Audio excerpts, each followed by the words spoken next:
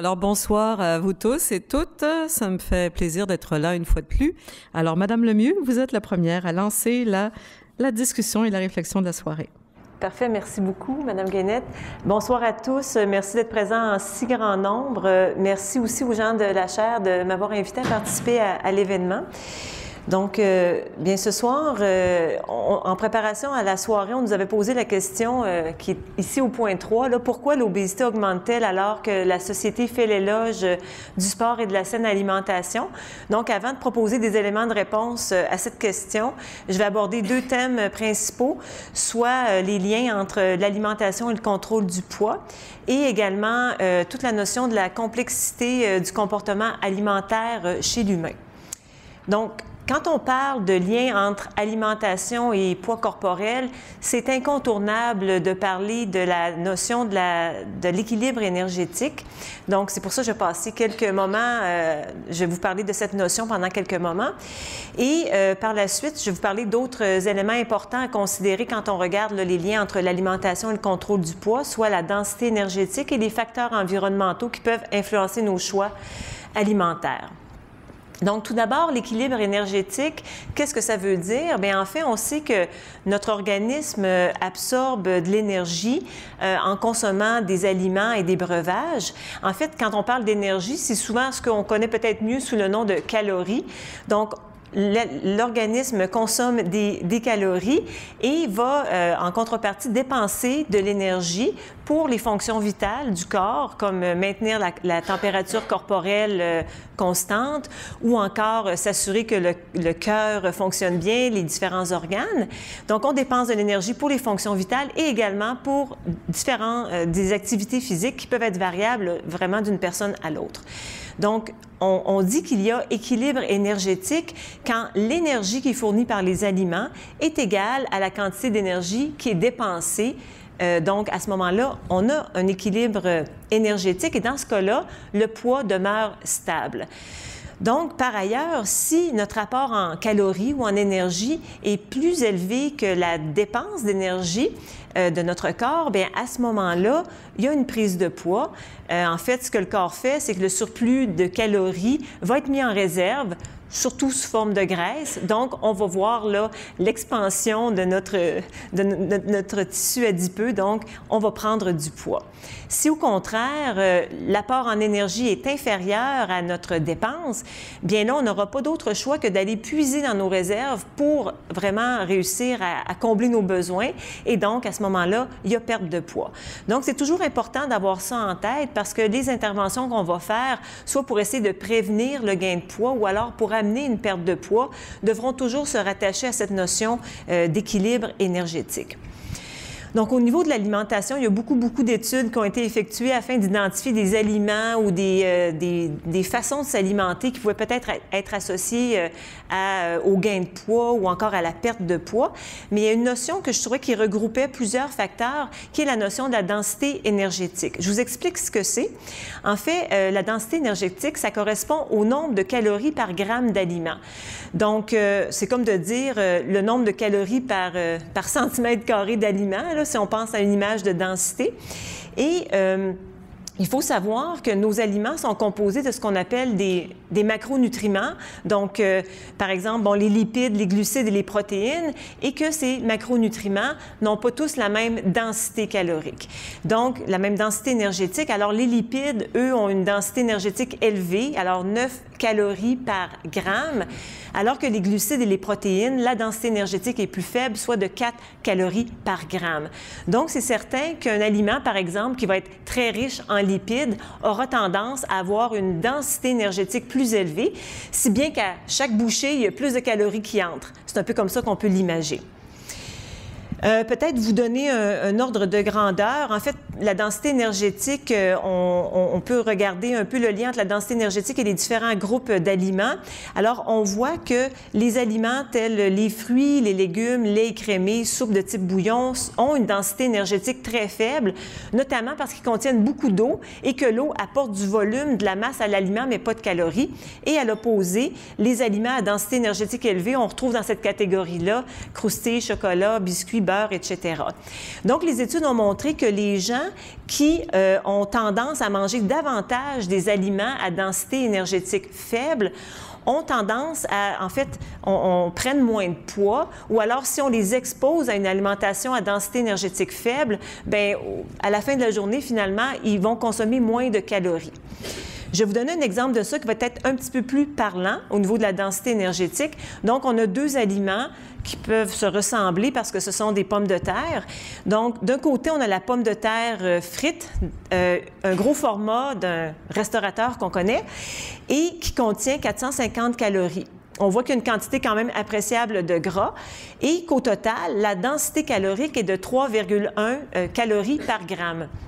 Donc, ça, c'est pratiquement 3 fois plus que la version nature de la pomme de terre. Donc, la densité calorique de la pomme de terre nature au four est plutôt de 1,1 calories par gramme.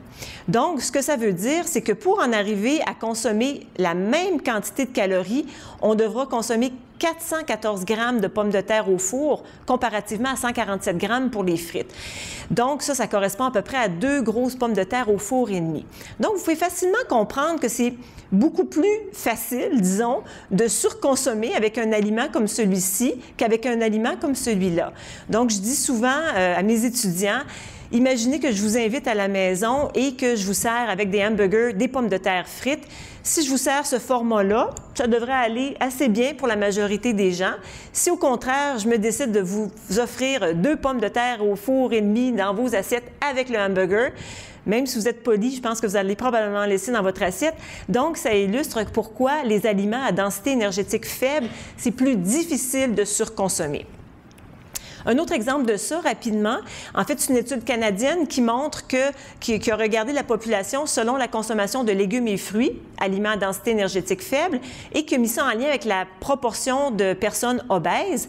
Et on voit que chez les consommateurs, chez les personnes qui consomment beaucoup de légumes et fruits, donc plus de 5 portions par jour, donc on a une proportion de personnes, une prévalence d'obésité qui est plus faible. J'ai perdu la souris et voilà, elle est revenue.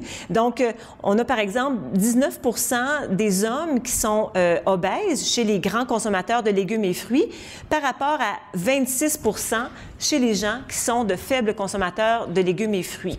Donc, ça démontre encore une fois le lien entre la densité énergétique et l'obésité. Donc, tout ça, c'est bien intéressant et on peut facilement comprendre qu'on peut peut-être faire des messages qui sont envoyés à la population là, qui disent de consommer des aliments à densité énergétique plus faible. Et je pense que c'est des messages qui peuvent être tout à fait appropriés. Mais il faut également savoir qu'au-delà des messages et de la bonne volonté des gens, il y a des facteurs qui sont plus difficilement contrôlables. Et c'est pour ça que je voulais vous présenter un petit résultat sur ce qu'on pourrait appeler les facteurs environnementaux. Donc, une étude qui avait été effectuée dans l'ouest du Canada. Et dans cette étude, ils se sont intéressés à regarder différents quartiers dans une région. Donc, ils ont regardé dans un rayon de 800 mètres la densité le nombre de restaurants de type restauration rapide, le nombre de commerces de type dépanneur et également le nombre d'épiceries et supermarchés. Ils ont créé un indicateur qui finalement mettait en lien les restaurants de type restauration rapide auxquels on additionnait le nombre de commerces de type dépanneur et on divisait par le nombre d'épiceries et supermarchés. Et on s'est rendu compte que plus la valeur de cet indicateur était élevée, donc plus en proportion on avait beaucoup de restaurants de type fast-food et de dépanneurs par rapport aux supermarchés et épiceries, plus le risque d'obésité était élevé. Donc, ça démontre que ce à quoi on a accès dans notre environnement peut également influencer notre poids corporel et ça, malheureusement, c'est beaucoup plus difficile de le contrôler d'un point de vue individuel. Donc, parlant de l'individu, parlant de l'humain, on sait que c'est pas simple, le comportement alimentaire chez l'humain. Il y a plusieurs facteurs qui l'influencent. Bien sûr, il y a des facteurs biologiques, je pense à la génétique, je pense aux hormones, qui peuvent avoir un impact sur nos comportements, sur nos préférences alimentaires, sur le fait de se sentir rassasié ou d'avoir faim. Mais au-delà de ça, il y a beaucoup de facteurs autres que biologiques qui peuvent influencer notre prise alimentaire. Et c'est un peu pour ça, parfois, on fait des études, on voit des résultats chez des rats et on essaie chez l'humain, puis ça ne fonctionne pas.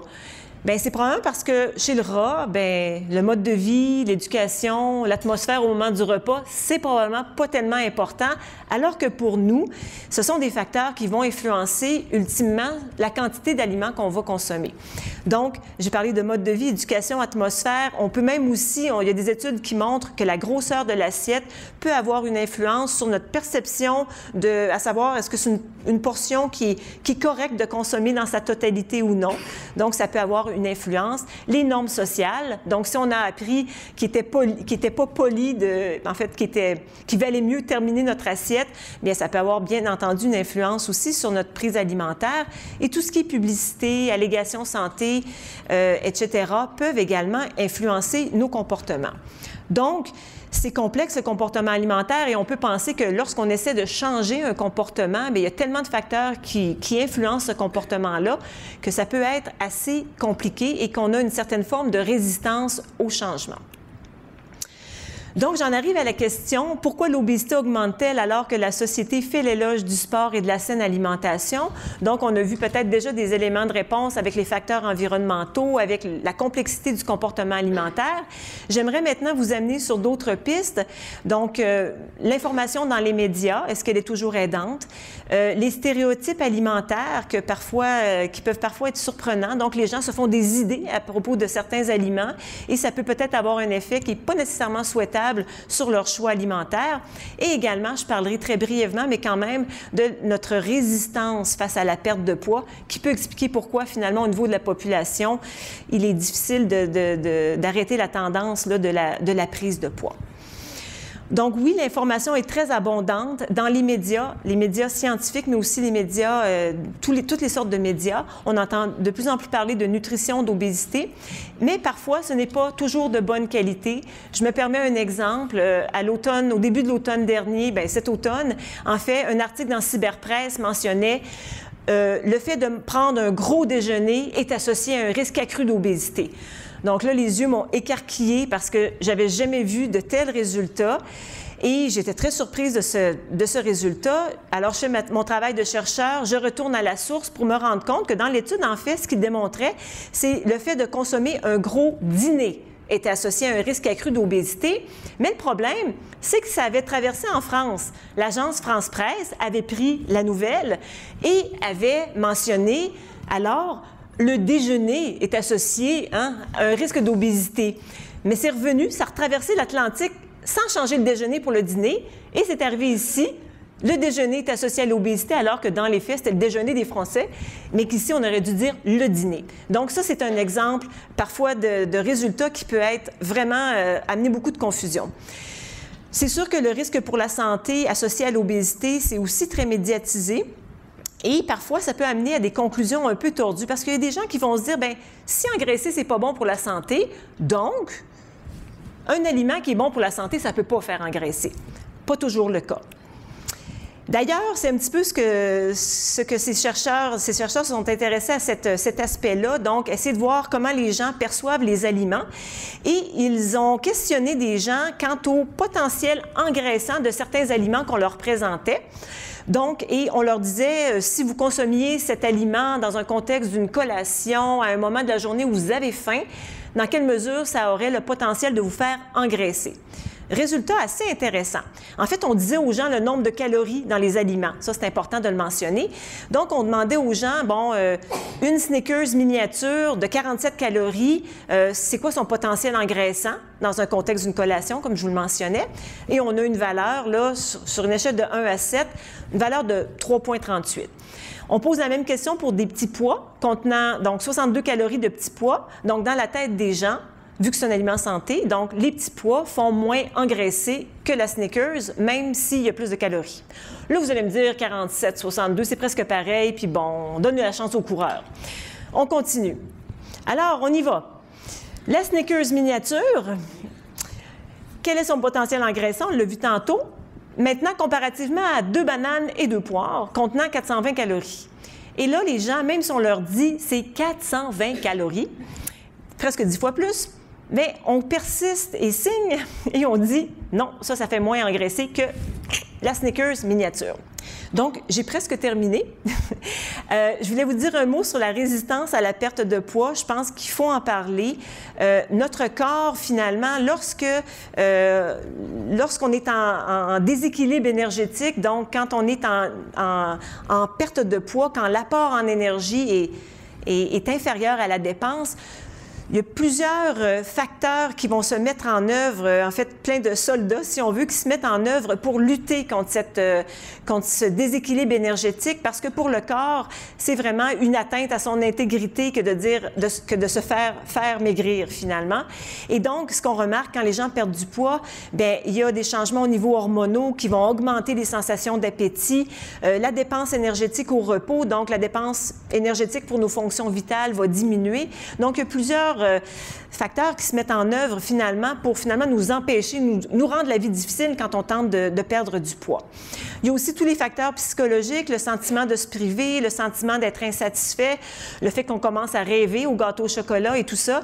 Donc, ça aussi, ce sont des facteurs qui tendent à nous ramener vers une reprise du poids. Et comme on en a parlé tout à l'heure, les facteurs environnementaux, donc le fait que bien qu'on tente de suivre certaines consignes par rapport à notre alimentation, on est constamment exposé à un environnement qui va surtout favoriser finalement une surconsommation des aliments à densité énergétique élevée, etc.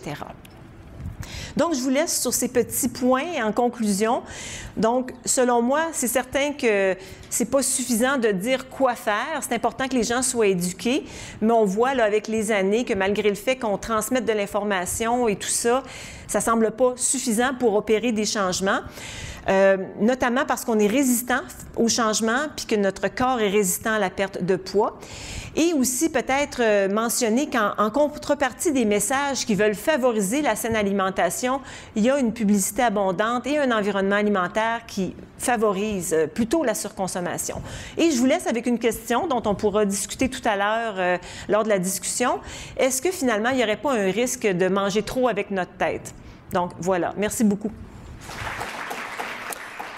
Merci, Madame Lemieux, pour ces 19 minutes bien remplies et très claires. Alors, on entend maintenant la docteure Almiraz. Bonsoir. Merci également. Je me joins à ma collègue là, pour remerciement pour cette belle table et merci pour cette belle audience. De mon côté, je vais aborder la question du light attitude dans une société fast-food des deux côtés de l'équilibre énergétique, mais en s'intéressant plus particulièrement à l'obésité chez l'enfant. Donc, il m'est un peu difficile de commencer à parler avec vous sans vous faire réaliser que suite à des enquêtes canadiennes, on a vu l'obésité chez l'enfant apparaître, devrais-je dire. En 78-79, on avait du surplus de poids chez les enfants de 2-5 ans, 6-11 ans et un 3 % d'obésité et 11 % chez les enfants, chez les adolescents de 12-17 ans. Mais on ne voyait pas d'obésité identifiée chez ces jeunes-là de 2 à 11 ans. 6 % en 2004, 8 % en 2004 pour les 6-11 ans. On a triplé chez nos adolescents. C'est de là qu'on a commencé à parler d'épidémie d'obésité et qu'on se préoccupe effectivement de ce que sera notre prochaine génération. Donc, vous donnez les données rapidement de cette enquête 2004 au niveau du Québec. C'était des données canadiennes. On dit qu'on a un peu moins d'obésité, c'est très léger au niveau de notre province. Donc, c'est très important de pouvoir comprendre pourquoi cette obésité-là est accrue chez les enfants. Et on a beaucoup de littérature qui nous oriente vers le fait qu'une obésité à l'adolescence est pratiquement garante d'une obésité à l'âge adulte et de complications beaucoup plus jeunes au niveau santé cardio-métabolique. Donc, pour toucher l'aspect de l'environnement, et de la génétique, pourquoi un potentiel d'obésité plus accru dans les années 2000, dans le dernier siècle, on avait affaire à un environnement beaucoup plus traditionnel où un manque d'abondance au niveau de l'alimentation, une moins grande diversité, une activité physique qui était beaucoup plus traditionnelle où on devait dépenser pour notre quotidien, on devait courir un peu plus après notre nourriture et tout ça faisait que même si on était génétiquement sensible prédisposés à développer à avoir un surplus de poids. On ne vivait pas dans un environnement qui nous permettait d'avoir une définition énorme au niveau de ce surplus de poids-là. Maintenant, dans les années 2000, même le dernier siècle, cet environnement social que nous a décrit Simone, l'environnement bâti, qu'on pourra également parler, je suis sûre que mon collègue en parlera également un peu plus, nous a donné un environnement qui est très obésogène, où finalement, cet aspect d'environnement-là nous donnait une moyenne d'indice de masse corporelle, donc d'obésité beaucoup plus accrue, avec un étendu au niveau de la morphologie des gens. Donc, c'est l'environnement social sont des éléments qui sont très importants. Donc, Simone a bien parlé là, de tout l'aspect de l'équilibre énergétique. Donc, je passerai par ce tremplin-là pour vous dire que chez l'enfant, on va regarder les deux composantes, autant la dépense énergétique que l'apport, et qu'est-ce qui advient de ça. Donc, notre nouvelle société, est-ce que nos jeunes, la définition du terme jouer, du terme bouger, d'avoir du plaisir, des loisirs a beaucoup changé. Donc, nous, lorsqu'on était jeunes, on avait tendance à aller jouer dehors. Et moi, cette diapositive-là m'interpelle beaucoup parce que lorsque mon fils a eu l'âge d'arriver après l'école à la maison, la consigne était « va jouer dehors avant de faire tes devoirs. Quand maman va arriver, on fera les devoirs ensemble. » Alors, le premier soir où je suis arrivée à la maison, j'avais 3 petits gars assis sur le perron en train de jouer à leur Game Boy. Puis je l'ai regardé mon fils, je me dis « mais qu'est-ce que tu fais là? » Et il dit « ben je joue dehors. » Donc, ce concept de jouer-là, est-ce que c'est vraiment la faute de notre société que nos jeunes sont si attirés par cette technologie-là? Est-ce qu'ils sont parce qu'ils sont nonchalants et qu'ils n'ont pas d'intérêt? Je pense qu'au contraire, ils sont surstimulés par toute cette technologie. Donc, ça a un impact qui est très important de ce côté-là. Nos directives canadiennes en matière d'activité physique viennent tout juste d'être modifiées également. Donc, on avait avant au Canada une recommandation de 90 minutes d'activité physique par jour pour nos jeunes. Pour des raisons d'arrimage au niveau de l'Organisation mondiale de la santé, pour des raisons de statistiques peut-être moins réjouissantes aussi, on peut se poser la question. Les recommandations sont tombées à au moins 60, par chance qu'on a le au moins devant 60 minutes par jour pour nos enfants. On nivelle vers le bas. Est-ce que c'est ce qu'on veut pour notre société? Je vous interpelle à ce niveau-là. On pourrait penser qu'on n'avait pas beaucoup le choix de changer nos recommandations si on regarde les données de 2010, où on regarde nos jeunes. Donc, vous avez les groupes d'âge, le 5-10 ans, le 11-14 ans, le 15-19 ans.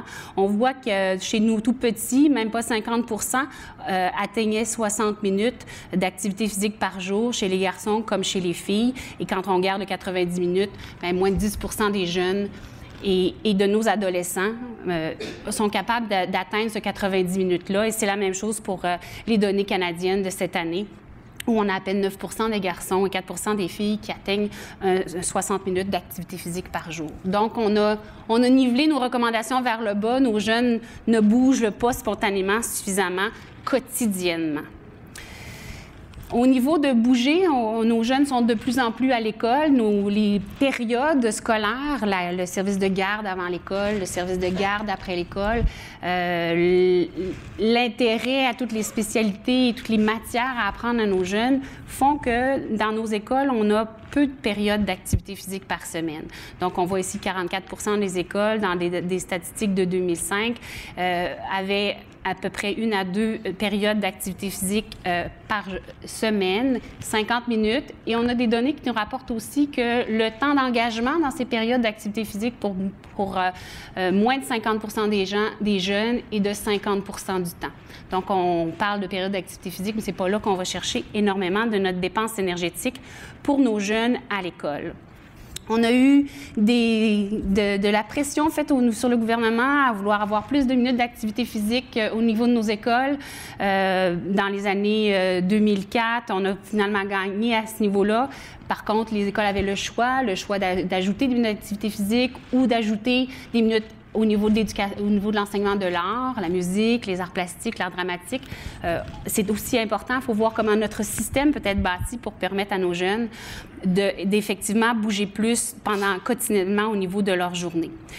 Peu de temps après, on a eu, dans les années qui ont suivi, suite à ces annonces, on était content d'avoir gagné. On voyait comme quand même plusieurs écoles n'avaient pas implémenté cette mesure-là que d'augmenter les périodes d'activité physique.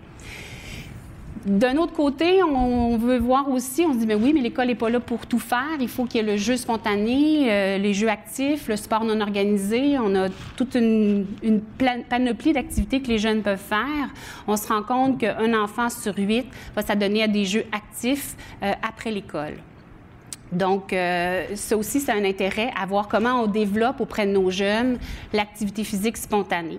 Ici, c'est une étude qui a été publiée en 2003. Ça nous montre le côté que, effectivement, les activités sédentaires augmentent le risque de développer l'obésité, que le sport organisé, donc les activités auxquelles on inscrit nos jeunes, va diminuer le risque de 25 % au niveau de développer l'obésité à l'âge de jeune adulte. Et quand on parle de sport non organisé, c'est très important, cette culture-là de bouger, d'être capable de spontanément s'activer, d'avoir différents types d'activités, de ne pas toujours devoir être encadré. Donc, c'est une culture que l'on doit donner à nos jeunes et la norme sociale semble quand même avoir beaucoup changé au fil des années. Donc, ici, les données de 2011 sur Jeunes en forme qui sont tenues d'année en année et qui nous sortent un bulletin. Je trouve intéressant de vous montrer quand même qu'après l'école, à la sortie des classes, entre 3 heures et 6 heures pour nos 6-19 ans. On a un bon 60 % des jeunes. On a très peu de jeunes, 8 % qui vont avoir des activités modérées à vigoureuses pour se changer les idées. Activités physiques légères et activités sédentaires sont particulièrement préconisées chez nos jeunes après l'école, après avoir été finalement assis sur les bancs d'école pendant 90 % du temps. Donc, ce sont des aspects où cette culture, cette norme au niveau de l'école, comment on la met en place. L'autre élément où on avait dans les générations précédentes une dépense énergétique qui était plus accrue était la dépense énergétique associée au fait de se déplacer à l'école, de se rendre, le déplacement actif. En ce moment, avec l'école d'architecture, nous faisons une étude à savoir les habitudes de vie des jeunes du secondaire 4, à savoir leur choix d'école, comment ils le font, comment ils investissent le territoire autour de leur école, autour de leur maison, leurs habitudes alimentaires, leurs habitudes d'activité physique. Et si on regarde juste là, de façon rapide les données au niveau du transport actif, on se rend compte que 70 % et plus des jeunes vont à l'école de façon motorisée. Et la raison pour ça sera multiple. Souvent, les jeunes ne vont pas du tout à l'école du quartier. Ils vont plutôt, les choix scolaires vont se faire sur la réputation de l'école. Le choix de l'école va se faire sur la spécialisation de l'école. On est intéressé aux langues, on est intéressé aux programmes d'études internationales. On veut donner beaucoup à nos jeunes, la spécialisation au niveau du sport-études ou au niveau des technologies informatiques. Donc, on va aller choisir nos écoles de façon à souvent éloigner le jeune de son milieu parce qu'on favorise cet aspect-là au niveau des choix scolaires. Donc, ce sont nos normes sociales qui changent, qui nous amènent vers des pratiques également qui sont moindres au niveau de la dépense énergétique. Le temps d'écran, je ne passerai que cette diapo-là. La même enquête qui nous a montré le taux d'obésité qui a augmenté et triplé et est apparu chez nos tout jeunes. En 78-79, 10 heures de temps d'écran étaient alloués, c'était principalement de la télévision à ce moment-là. Et en 2004, on avait augmenté de 20 heures de temps d'écran par semaine. L'ordinateur, les jeux vidéo avaient pris une place prépondérante pour 10 heures supplémentaires. Et tout plein d'études qui nous présentent le risque augmenté lorsqu'on fait une quantité d'activité physique, de temps d'écran de plus de 5 heures qui augmente énormément, jusqu'à 5 fois le risque de développer l'obésité. Donc, la composante, bien qu'on parle de light attitude et de fast-food, on a aussi un light attitude autour de nos activités physiques, autour de cette norme de ce qu'on veut inculquer à nos jeunes. Si on parle de nos rats, au niveau de l'environnement, au niveau des habitudes alimentaires, effectivement, nos habitudes, nos attitudes face à l'environnement alimentaire vont effectivement avoir un impact chez nos rats, comme on voit ici, entre le fait de squatter chez notre restauration rapide préférée et le fait d'avoir une alimentation qui peut-être qui est plus d'aliments de bonne valeur nutritive.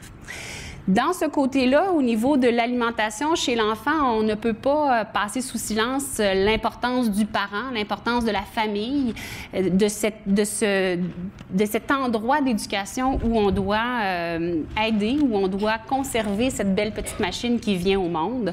Donc, le parent a certaines responsabilités qui vont toucher les raisons que Simone nous a présentées là, au niveau du choix alimentaire, au niveau de la densité calorique, au niveau des préférences alimentaire. C'est sûr que le parent a la responsabilité de sélectionner les aliments afin d'avoir une offre qui sera de qualité, qui sera variée et qui permettra également de développer le goût. Hein, les enfants viennent au monde avec spontanément le goût du sucré, le goût, l'attirance vers les aliments plus forte densité calorique et on doit diversifier ce goût-là et leur donner une ouverture quant à goûter à différents aliments.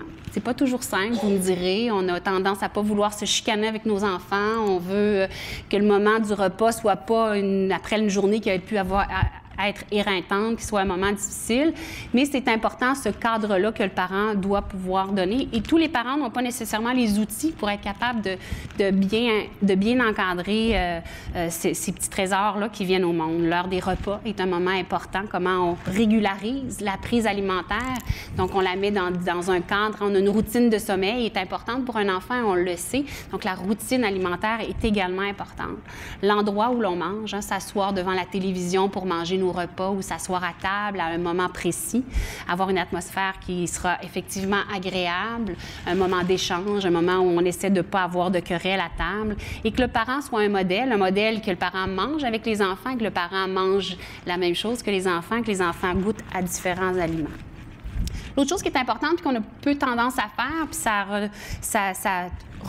ça croise l'élément au niveau de la satiété, c'est que les enfants devraient avoir le choix des aliments à travers une offre qui est évidemment favorable et avoir le choix de la quantité de ce qu'ils vont manger.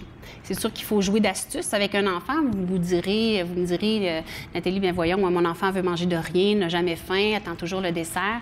Et c'est là qu'il faut développer des stratégies et on pourrait en parler longuement ensemble, mais j'aurai pas le temps dans ce 20 minutes pour qu'on joue de ce côté-là, mais des stratégies pour aller vérifier effectivement si l'enfant n'a plus faim ou si l'enfant a juste le goût de manger autre chose parce qu'il aime moins ce qu'il a dans son assiette et de travailler avec l'enfant pour lui faire confiance, pour lui proposer des choses et lui faire ses choix. Parce qu'un enfant aime choisir, même en bas âge. Donc, lui donner le choix entre deux bons choix, c'est toujours une belle façon de développer ses préférences alimentaires. On parlait tout à l'heure de grandeur d'assiette, de respect de ses signaux corporels. Chez l'enfant, on a tendance maintenant, en très jeune âge, à venir un peu contrecarrer cette belle petite machine qui vient au monde et qu'on lui dit, hein, on nous dit, on alimente à volonté quand l'enfant sait quand il a faim, etc. Donc, de travailler avec une restriction parce qu'on a peur que l'enfant mange trop, de faire de la pression pour finir l'assiette ou pour manger ses brocolis, tu auras du dessert, faire du chantage ou donner des récompenses avec des aliments de bonne valeur nutritive ou de moins bonne valeur nutritive. C'est pas une façon d'éduquer un enfant afin qu'il soit capable de conserver ses sentiments de satiété pour justement qu'il soit proche de son corps, qu'il soit capable de bien reconnaître, distinguer sa vraie faim, le gargouillis qu'il fait qu'il a vraiment faim, de la fausse faim. Je ne toucherai pas l'aspect publicité énormément. Par contre, il y a des études qui ont démontré, et j'ai mis encore du journal plus pour un aspect grand public, où effectivement, des jeunes à qui on a présenté des émissions de télévision avec des annonces de nourriture versus des annonces pas de nourriture, les enfants par la suite ont tendance à manger plus on leur présente le repas suite à l'émission, et les enfants qui ont tendance à prendre un surplus de poids s'alimentent eux encore plus. Donc, c'est quand même, ce sont des paramètres qui ont une importance certaine. Comme on l'a dit tout à l'heure, j'étais impliquée au niveau de la politique cadre, au niveau des écoles. Bien attristée que cette politique cadre-là soit présentée uniquement comme une politique cadre où on retirait les frites des écoles. On a travaillé à ce niveau-là. Par contre, il y avait une bonne volonté de changement au niveau de nos milieux scolaires pour que l'offre soit une offre dans un milieu d'éducation, qu'on ait une offre qui soit adéquate pour nos jeunes. Donc, oui, nos milieux au niveau scolaire se mobilisent pour faire des changements. Et autour de ça, il y a toute la restauration rapide, il y a toutes les modifications qui en arrivent. Donc, il y a des désirs de zonage pour lutter contre la malbouffe autour des écoles, des désirs de réglementation pour des réactions comme, par exemple, lorsqu'on a fait les changements au niveau de l'école de Rochebelle, au niveau de l'environnement, de commencer à sortir, tenter de, pas sortir, mais de remplacer la friture par des repas intéressants, attrayants. La première chose qu'on a su, c'est que l'Aréna du coin a décidé d'ouvrir sur l'heure du dîner pour permettre à la poutine d'être offerte et mangée par les jeunes. Alors, comment une école peut-elle faire une approche et vouloir offrir des choses adéquates, une offre alimentaire adéquate à ses élèves, quand de l'autre côté, la communauté qui est tout proche et qui partage le même respect de cette clientèle-là va aller agir tout à fait autrement. Il y a eu, je vais passer rapidement sur ces 2 diapos aussi pour ne pas prendre trop de temps.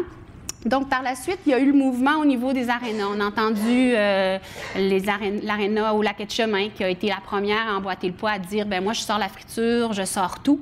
La ville de Sherbrooke l'a fait également, la ville de Québec. On a eu également cet intérêt-là et ce travail-là qui a été fait pour améliorer l'offre aussi dans les autres milieux de la communauté autour des écoles et qui accueillent cette clientèle-là et leurs familles. Qu'est-ce qui est arrivé peu de temps après? On a eu en 2010 une enquête qui a été faite par la capitale nationale, à savoir est-ce que les parents, est-ce que les usagers des arénas sont contents qu'on sorte la malbouffe des arénas? La réponse était non. On veut bien que nos enfants mangent bien, mais on veut surtout pas, nous, en tant qu'adultes, qu'on vienne nous enlever cette offre-là qu'on a d'avoir notre malbouffe à l'aréna. Qu'est-ce qu'on a vu dernièrement, en septembre, au début de l'automne? Québec a remis la poutine dans les arénas. Et pire encore, Lac-Etchemin vient d'investir 65 000 $ pour remettre les friteuses dans son aréna. Qu'est-ce qu'on fait? Où on s'en va? Quelle est notre question? Qu'est-ce qu'on veut pour notre société qui s'en vient? Sommes-nous vraiment décidés à prendre action ou sommes-nous plus confortables dans notre light attitude? Voilà mon mot pour ce soir. Merci. Merci beaucoup, Madame Alméras. Alors, c'est assez fascinant le portrait qu'on est en train de tracer des attitudes sociales, individuelles, mais sociales qu'on a également envers l'alimentation et les habitudes de vie, au fond. Les 2 éléments, sédentarité et alimentation. Alors, Monsieur Boisvert, c'est à vous. Oui, bonsoir. Alors, la prévention du surpoids par la saine alimentation et l'activité physique, considérant qu'on vit dans un environnement de malbouffe et d'aliments légers, ma réponse est un peu, par cette image sur la gauche, à l'effet que si j'ingère un Coke diète, est-ce que ça va me permettre de manger de la bouffe à volonté? Donc, est-ce qu'on est en équilibre énergétique si on a ce genre de repas-là? La réponse, je pense qu'on peut s'attendre à l'effet que la balance n'est pas nécessairement juste.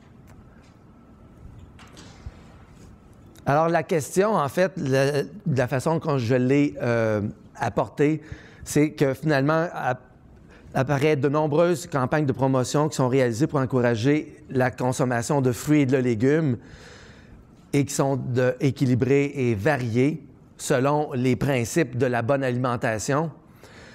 Malgré tout, les Québécois ne semblent pas manger mieux. Alors, comment expliquer que nos habitudes alimentaires ne s'améliorent pas davantage et que l'obésité continue d'augmenter? Alors, de façon résumée, ça serait de faire en sorte que on vit en fait dans un environnement de malbouffe qui conditionne un peu ce qu'on mange, malgré que l'on souhaite manger santé. Alors, est-ce qu'on va pencher plus vers la bouffe santé ou plus vers la malbouffe? Alors, l'industrie a répondu, est venue à la rescousse de notre manque de temps, qui est le premier facteur pour lequel on a de la difficulté à manger santé, à se préparer des repas cuisinés à la maison lors du souper, en offrant des aliments pratiques, plus particulièrement sous forme de collation, d'aliments transformés et de mets préparés, et qui vont nous aider à s'alimenter, mais pas nécessairement avec avec une densité nutritive adéquate. Hormis ça, il y a aussi la pression commerciale qui influence nos choix alimentaires et ça va amener nos choix soit vers plus certainement pas vers l'alimentation santé, puisque la pression commerciale, elle est orientée vers les aliments pratiques. Alors, quoi de plus facile et accessible que les restaurants rapides? 30 % de notre budget alimentaire est dédié aux restaurants. Alors, et ça augmente de plus en plus et on mange de moins en moins à la maison. Alors, c'est un autre indicateur comme quoi notre environnement nous amène à considérer que l'on mange davantage d'aliments malsains. Alors, dans un contexte où l'obésité a augmenté très rapidement depuis une vingtaine d'années, manger sainement est plus complexe, tel que Simone l'a mentionné un peu plus tôt, et ce n'est pas seulement une question d'éducation. Alors ça, c'est l'équilibre dont on a mentionné auparavant, où est-ce qu'on essaie, pour maintenir notre poids, d'ingérer autant de nourriture, d'énergie que l'on en dépense.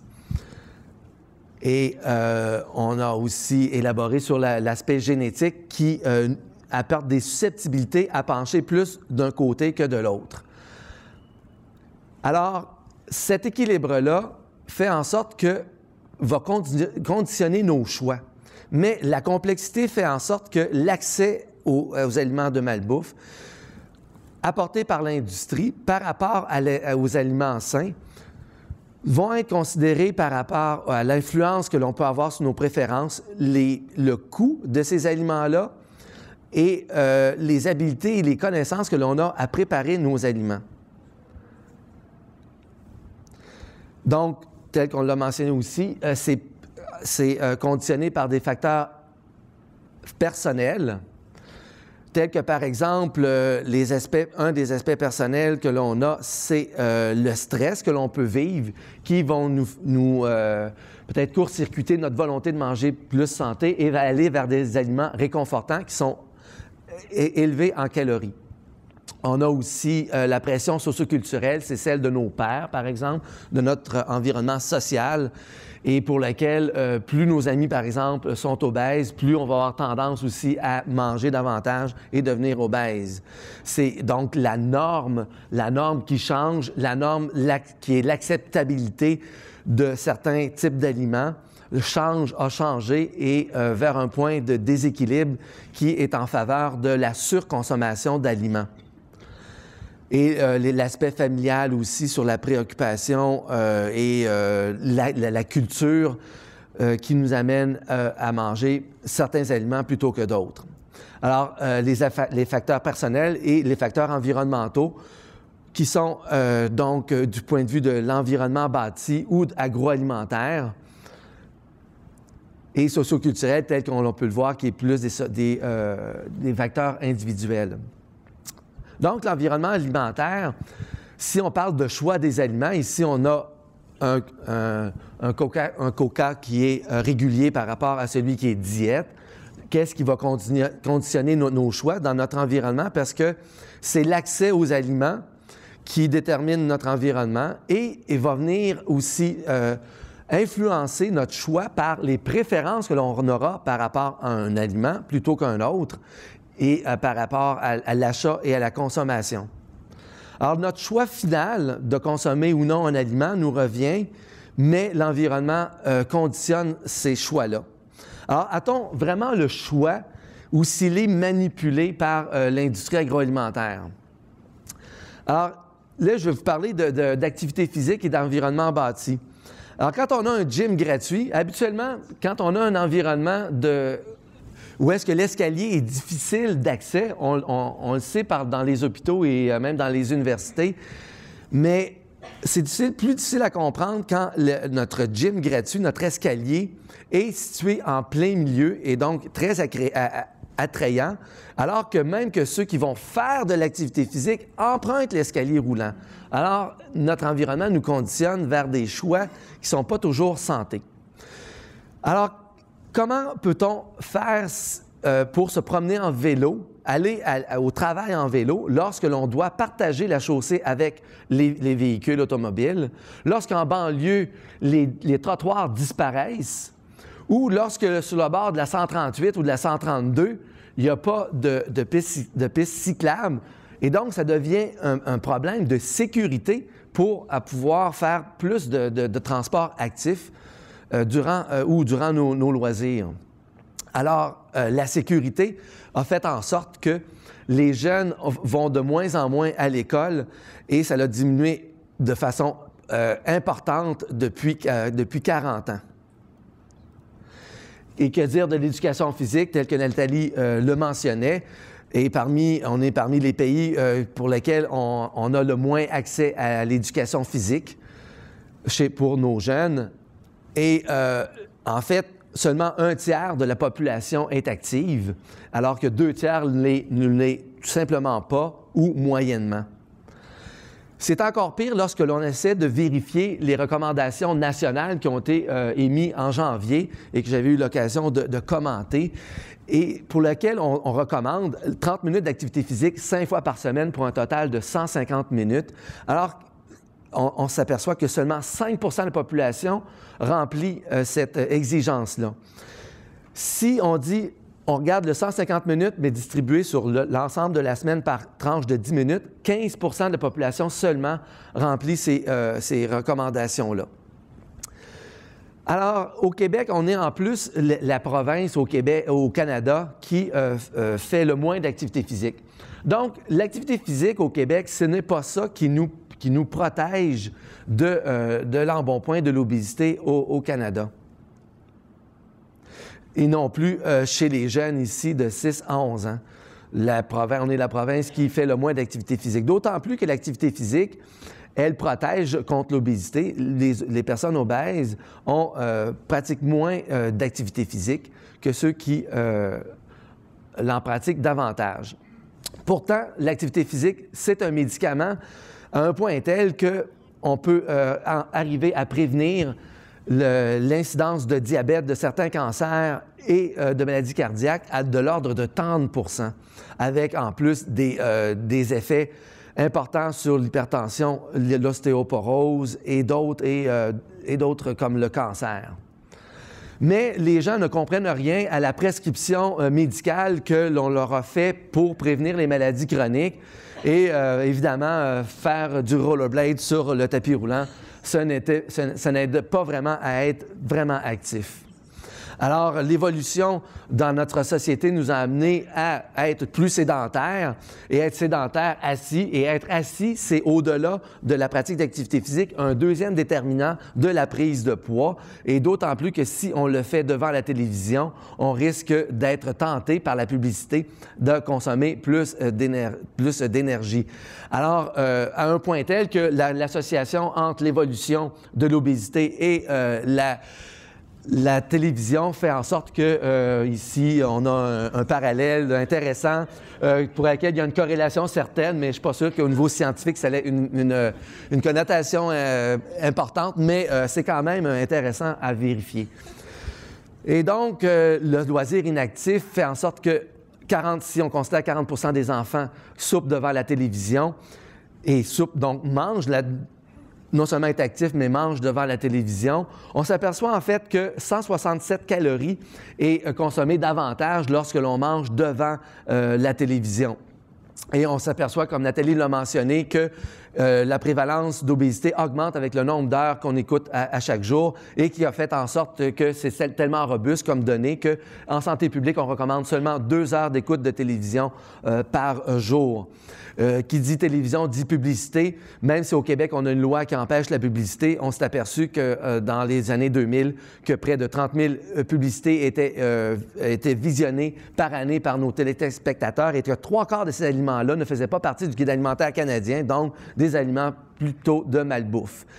Notre environnement alimentaire obésogène nous fait augmenter et ingérer plus d'énergie. Le goût et le coût des aliments, ce sont les deux facteurs qui conditionnent notre choix individuel. Mais quand le goût est associé aux aliments denses en énergie, que Simone a mentionné auparavant, bien à ce moment-là, ça nous fait ingérer davantage d'énergie. Un exemple ici, où est-ce qu'on a le plat de gauche qui est faible en densité énergétique par rapport à celui de droite pour la même quantité de calories. Celui de gauche nous satisfait davantage au niveau de la satiété et celui de droite va nous laisser une plus grande faim après 1 heure. Alors, on continue. Les boissons sucrées, on pourra en parler longtemps. Je vais essayer d'être bref. Alors, il y en a de toutes sortes. Les boissons sucrées, c'est autant les boissons gazeuses que les boissons énergisantes, que les boissons pour sportifs. Et ça a augmenté au niveau de la consommation, au niveau parce que les formats ont augmenté. Et quand on voit aussi que le prix des boissons gazeuses a augmenté beaucoup moins rapidement que celui des fruits et des légumes, bien à ce moment-là, plus qu'on avance dans le temps, plus que le choix est plus facile à faire du côté favorise la consommation des boissons. Et tout ça avec un budget de publicité pour ces agroalimentaires-là qui est faramineux comparativement à l'éducation qu'on peut faire sur la nutrition. Ça nous amène à croire que beaucoup trop de jeunes consomment des boissons énergisantes de l'ordre de 20 % et des boissons gazeuses de l'ordre de 34 % sur la consommation quotidienne. Et ça se fait au détriment de la consommation de lait, un peu plus, en fait, chez les enfants que chez les adultes. Alors, grignoter, c'est souvent dirigé vers les aliments de malbouffe. Et la restauration rapide nous apporte des larges portions, des très larges portions, et ça a évolué, comme on le voit ici, au cours des années, avec les portions de pâtes que l'on veut augmenter, de même que les portions de frites, si on parle de normes sociales, la norme maintenant de la frite, la petite frite, la frite ordinaire, il y a 40 ans, elle n'existe plus, et la frite moyenne s'est rendue l'ancienne super size qu'on avait il y a longtemps. Et que dire de nos chaudières de popcorn au cinéma? Ça en vient tellement drôle, tellement c'est dramatique, et parce que c'est des formats familiaux. Si on compare, par exemple, les croissants européens par rapport aux croissants américains, bien, la norme, elle est différente et peut expliquer, même chose au niveau du café, et donc l'ingestion de calories a changé lorsqu'on va prendre un café par rapport en Amérique du Nord. Tout cela propulsé par des stratégies qui ont fait effet chez moi pendant une vingtaine d'années. J'ai réussi, je suis fier de contrer cet effet-là depuis une dizaine d'années, où est-ce que je ne prends plus le trio, mais seulement le sandwich si je vais dans une chaîne de restauration rapide. Alors, je vais passer plus rapidement. Je pense que mon temps passe très rapidement. Pardon? 2 minutes. Alors, oui, donc les restaurations rapides, quand on considère que près de 80 % des jeunes mangent des frites à chaque semaine et 50 % des jeunes consomment des repas au restaurant, bien à ce moment-là, d'autant plus que c'est présent dans les hôpitaux, on peut se poser des questions. D'autant plus que, en fait, ça devient un obstacle pour l'implantation du virage, pour un virage santé à l'école qui a été mis de l'avant en 2007 et rédigé par l'équipe de Nathalie Alméras et dont l'école de Rochebelle avait servi de projet pilote. Alors, à ce moment-là, on se retrouve avec des aliments légers, qui nous amène à nous poser la question. En fait, 25 % sont des gros consommateurs de ces produits légers-là. Et ça se dirige maintenant plus vers les aliments probiotiques, des aliments fonctionnels. Ça peut peut-être aider à mieux s'alimenter. Mais on s'aperçoit en fait qu'il y a aussi des gens qui refusent de consommer ces aliments-là à cause des édulcorants, à cause de le yogourt, notre yogourt à 0 % de matière grasse, 0 % de... C'est peut-être un peu exagéré. Alors, mangez moins d'aliments transformés, mangez plus d'aliments légers ou mangez mieux et plus d'aliments santé? C'est la question qu'on se pose, qu'on pourrait discuter dans les minutes qui vont suivre. Alors, des aliments santé, bien sûr. Suivre le guide alimentaire, on sait comment, au niveau éducatif, comment y parvenir. mais il y a des raisons économiques et la raison économique, c'est une de mes raisons pour laquelle, en fait, comme on a mentionné, le prix des fruits et légumes a augmenté beaucoup trop par rapport aux aliments tels que les boissons. Et en fait, un autre élément qui nous empêche de manger des santé, c'est le manque de planification des repas qui a été mis de l'avant par une étude qui a été réalisée cet été par Tout le monde à table. Et c'est le manque et la culture de la cuisine se perd. D'autant plus que les subventions vont plus vers les aliments de viande plutôt que vers les fruits et les légumes. Et ça explique pourquoi, en fait, la salade coûte plus cher que les sandwichs dans la chaîne de restauration rapide préférée. Et donc, la publicité nous amène avec des stratégies de jouets promotionnels à influencer davantage les jeunes. Et on pourrait poser dans le débat, la discussion qui va suivre, quelle est la question que je me pose? C'est l'environnement sain qui pourrait pour mieux se nourrir, les marchés publics, l'accès à des aliments frais, accès aussi à des bons prix sur les fruits et légumes, donc peut-être les subventionner pour diminuer leur prix et augmenter par la taxation, par exemple, sur les boissons, pour rendre moins attrayants les boissons gazeuses. Et en conclusion, les habitudes alimentaires sont grandement associées à l'environnement et les changements d'environnement pourront contribuer à favoriser un mode de vie sain et concourir à la diminution de la prévalence de l'obésité. En terminant, j'ai un nouveau blog à l'Université Laval pour lequel je vais discuter de ces éléments-là dans les semaines qui suivent. Alors, sur le site de ulaval.ca, vous trouverez toutes les informations nécessaires. Merci beaucoup, Paul Boisvert. Merci.